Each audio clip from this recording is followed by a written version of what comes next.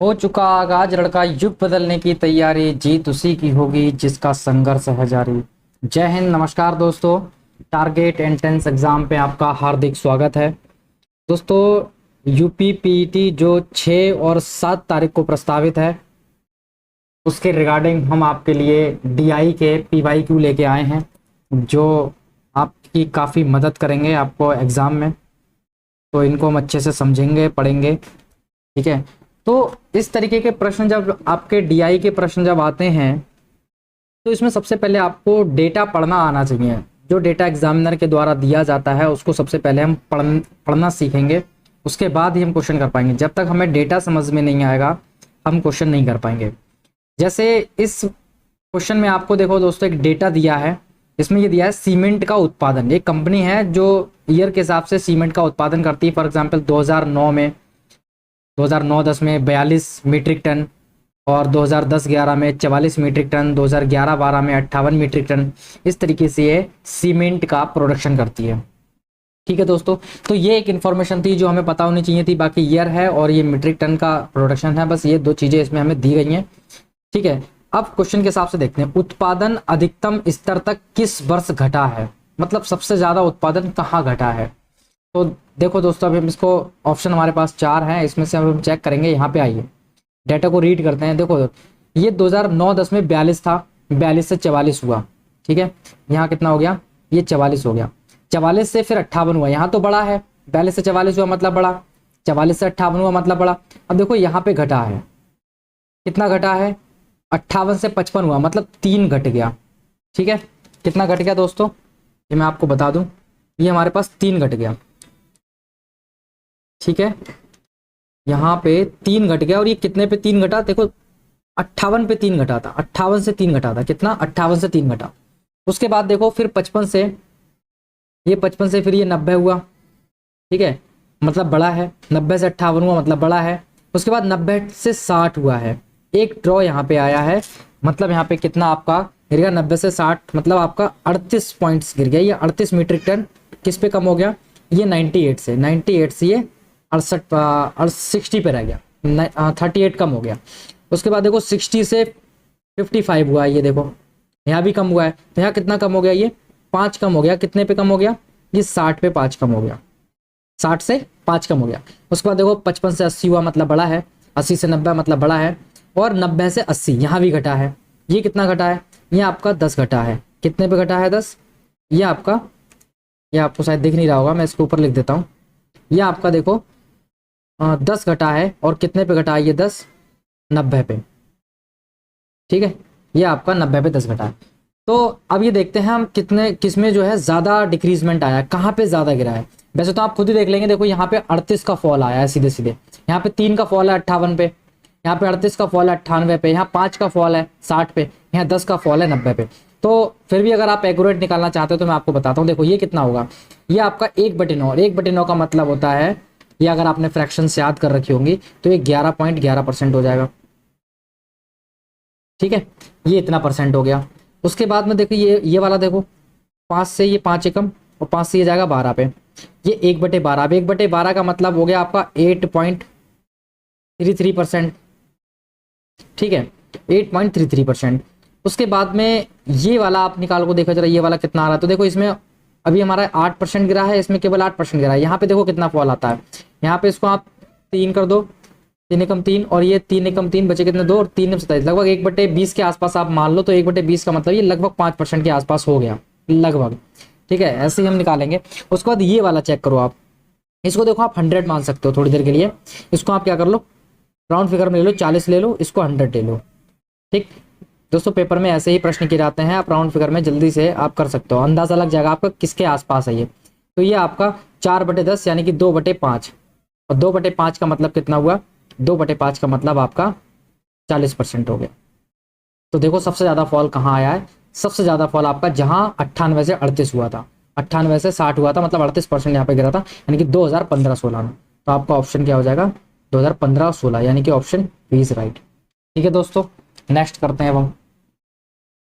देखो उत्पादन में पिछले वर्ष की तुलना में वर्ष के दौरान अधिकतम वृद्धि हुई है। देखो वृद्धि कहाँ हुई है दोस्तों, देखो सबसे पहली वृद्धि तो है आपकी सबसे पहली वृद्धि तो आपकी देखो 42 से 44 हुई, ठीक, बहुत ज्यादा वृद्धि नहीं हुई है। कितनी वृद्धि हुई, मात्र 2 की वृद्धि हुई है, कितने के ऊपर, 42 पे 2 की वृद्धि, ठीक। उसके बाद में आपकी 42 से 58 हुआ, 44 से, सॉरी 44 से 58 हुआ, कितनी वृद्धि होगी दोस्तों यहाँ पे, 6 और 8 14, ये 14 की वृद्धि हो गई कितने पे, ये आपकी 44 पे हो गई।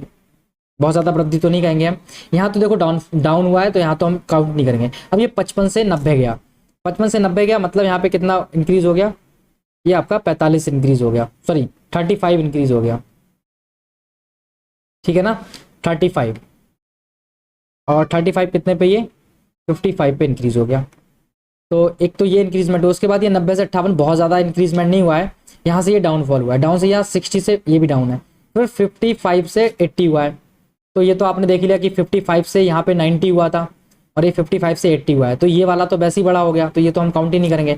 अगर 80 से 90 बहुत ज़्यादा नहीं बढ़ा है, तो बस इन्हीं में से हमारा कोई ना कोई एक आंसर हो जाएगा। आप फिर भी इसमें से चेक कर सकते हैं। फाइनली देखो ये 2 एकम और ये 21, 1/21, ठीक, ये लगभग आपका 1/20 मान लो, और ये 5% के आसपास होगा, ठीक है। ऐसे ही इसको देख लो आप, ये हो जाएगा आपका 2 सत्ते, और ये हो जाएगा आपका 2 दूनी 2 दूनी, ये आपका 7/22, 7/22 मतलब 21 मान लो, तो ये लगभग आपका 33% के आसपास आपका, ठीक है, इंक्रीजमेंट होगा। ये आपका कहाँ से था, ये आपका 44 से 58 वाला था, ठीक। उसके बाद में आप ये देखिए 35 वाला, 35 से आपका 55 हुआ है, तो इसको 5 से डिवाइड मारेंगे तो ये कितना हो जाएगा, 5 सत्ते 35, और ये 5 एकम 5 एकम, ये 7/11। अगर आपने दोस्तों ये फ्रैक्शन याद कर रखी होंगी, 7/11 का मतलब कितना होता है, फिलहाल तो हम आपको ये लिखवा देंगे कहीं कभी, तो अभी के लिए अगर आपको याद नहीं है तो फिलहाल तो आपको याद कर लेनी चाहिए। अभी मैं इसका बता दे रहा हूँ, तो जब ये 7/11 जब नीचे अपॉन में 11 होता है, तो दोस्तों 9 का टेबल चलता है उसमें, तो 9 7 जा कितना हो जाएगा, 63, ठीक है, और यहाँ पे 63 आ जाएगा। इस तरीके से आपका ये सबसे ज़्यादा यहाँ पे इंक्रीजमेंट हुआ है, तो हम कह सकते हैं इंक्रीज सबसे ज़्यादा कहाँ हुआ, 55 से 90 हुआ था, कहाँ पे, 2013 से 14 में, तो 13 से 14 आपका ये वाला आंसर है, ठीक है। नेक्स्ट ये देख लो दोस्तों, ये वाला प्रथम 3 वर्ष दौरान औसत उत्पादन पूछ रहा है केवल, तो औसत उत्पादन आपको सिर्फ 3 साल का, प्रथम 3 साल का औसत उत्पादन पूछ रहा है। तो देखो कितना था, 42 था पहले साल में, दूसरे साल में 44 हो गया, उसके बाद में तीसरे साल में आपका कितना हो गया, 58 हो गया, ठीक है। अब ये औसत पूछ रहा है, तो कितनी क्वांटिटीज हैं, ये 3 क्वांटिटीज हैं, तो तीनों को 3 से हमने डिवाइड मार दिया इसको। देख लो कितना हो गया, 8 और 4 12 और 2 14, 14 के 4 हाथ लगा 1, 5 और 1 6, 6 4 10, 10 4 14, 144, 144/3, 3 से डिवाइड मार दो, 3 चौक 12 और 3 अट्ठे 24।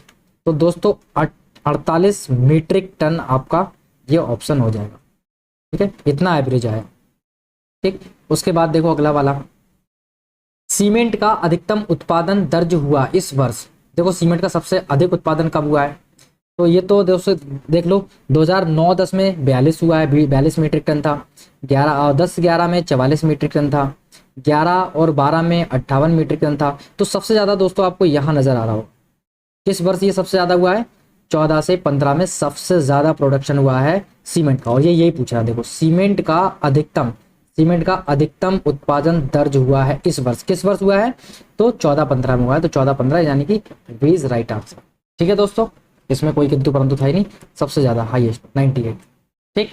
उसके बाद देखो अगला, वर्ष 2011-12 के दौरान उत्पादन वृद्धि प्रतिशत पिछली वर्ष की तुलना में था 11-12 में, तो 11-12 में देख लो दोस्तों कितना है, 11-12 पे आप अगर जाओगे, 11-12 आपका ये रहा, तो 11-12 में देखो 58 था, वही कह रहा है 11-12 के दौरान उत्पादन वृद्धि प्रतिशत पिछले वर्ष की तुलना में था, ज्यादा था, क्या था, ठीक है। तो पिछले वर्ष कितना था, 44 था, कितना हो गया, 58 हो गया, कितना बढ़ गया दोस्तों, आप यहाँ पे अंदाजा लगा लोगे कितना इंक्रीजमेंट हुआ है, 6 और 8 14, 14 बढ़ गया कितने पे, ये 44 पे बढ़ गया, ठीक। इसको आप सॉल्व कर लो, ये कितना परसेंट है, ठीक है। तो ये हो जाएगा आपका 2 सत्ते, और ये हो जाएगा आपका 2 दूनी 2 दूनी, ये आपका हो गया 700/22, ठीक है, 700/22 हो गया। इसको अब आप और शॉर्ट कर लो, 2 एकम 2 एकम, ये कितना हो जाएगा, 2 3 6, 2 5 10 और ये 0। अब आपको सिर्फ 11 से इसको डिवाइड करना है, तो 11 3 33, ठीक है, बचे कितने 2, 11 एकम 11, ठीक है, बचे कितने 9, पॉइंट लगा के आप एक जीरो बढ़ा लोगे तो कितने हो जाएंगे 11 अट्ठे 88। तो हमें इतना ही निकालना, ज़्यादा निकालना नहीं है, हमारे पास ये ऑप्शन आ गया, option A is right answer. ठीक है दोस्तों, अगला ग्राफ है, अगला ग्राफ पढ़ते हैं। ये एक नया ग्राफ आ गया, इसमें देखोगे आप, इसमें क्या क्या आपको दिया है। दिया गया ग्राफ एक वस्तु x के आयात को 13 और 19 के मध्य करोड़ रुपए में दर्शाता है। मतलब ये x के द्वारा एक इंपोर्ट है, x का इंपोर्ट है, कोई भी वस्तु हो सकती है x, उसका इंपोर्ट है, ठीक है, करोड़ में। जैसे 2013-14 में x का 700 करोड़ का इंपोर्ट हुआ था, 14-15 में 900 करोड़ का इंपोर्ट हुआ था, 15-16 में 1200 करोड़ का इंपोर्ट हुआ था। ठीक है, तो ऐसे ही ये इंपोर्ट आपको दिया गया है। अब इसमें हम क्वेश्चन पढ़ते हैं, क्या कह रहा है। वर्ष 14-15 से 15-16 के दौरान एक्स के आयात में प्रतिशत वृद्धि बताइए। 14-15 पे फोकस करो आप, देखो कितना है 14-15 आपका 900 है, ठीक है, 900 से, और वो कह रहा है 14-15 से 15-16, 15-16 आपका देखो कहाँ है, ये रहा, कितना हो गया 1200 हो गया। ठीक है, तो के दौरान एक्स के आयात में प्रतिशत वृद्धि, तो कितना कितना बढ़ गया। सबसे पहले देखो कितना बढ़ गया, 900 से 1200 हो गया, मतलब 300 बढ़ गया, 300 बढ़ गया कितने पे 900 पे, तो कितना हो गया ये 300 एकम 300, 300 तिया 900, मतलब 1/3 का मतलब हो गया 33.33%। ठीक है दोस्तों, तो हमारा इसमें ऑप्शन कौन सा आ गया, option B is right answer. ठीक है, समझ में आया होगा आपको अच्छे से। उसके बाद में अगला क्वेश्चन जो है, अगला क्वेश्चन जो है हमारा दोस्तों,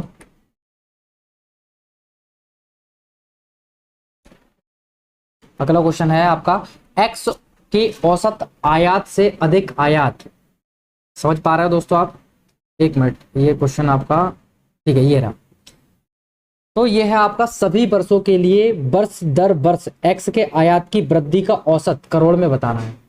ठीक है, सभी वर्षों के लिए वर्ष दर वर्ष average of the increase in import of x year by year for all the year.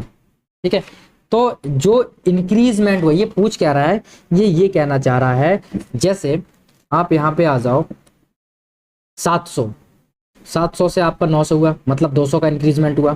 ठीक है, तो जो इंक्रीजमेंट हुआ वो 200 का हुआ, तो उसको नोट कर देते हैं हम, 200 का इंक्रीजमेंट। फिर 900 से कितना हुआ, 900 से आपका 1200 हुआ, मतलब यहाँ पे 300 का इंक्रीजमेंट हुआ। ठीक है, उसके बाद देखो 1200 से 1200 ही रहा, मतलब इंक्रीजमेंट 0।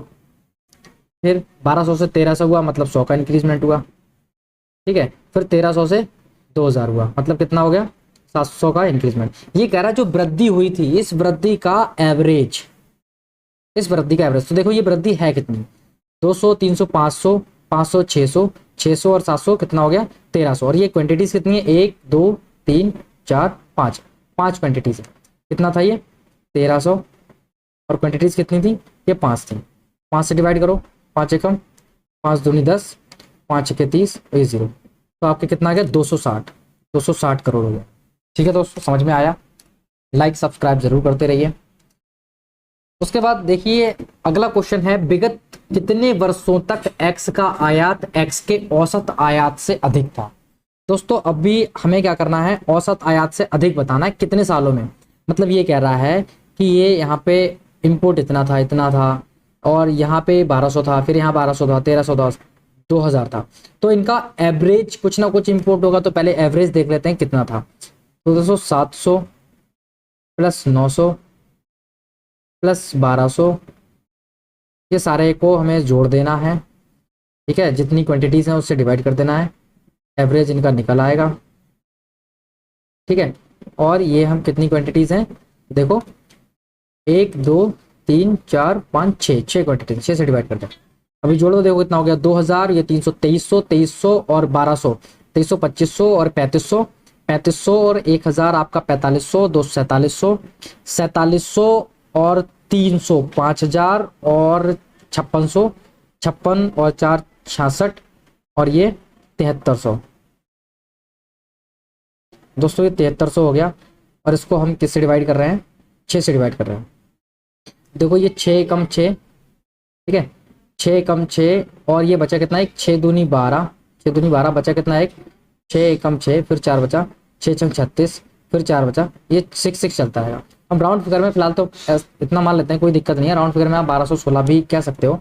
अब देखो इससे ज्यादा, इससे ये क्या कह रहा था कि विगत कितने वर्षों तक एक्स का आयात एक्स के औसत आयात से अधिक था, औसत आयात से अधिक था। तो अधिक देख लो कहाँ है, एवरेज से।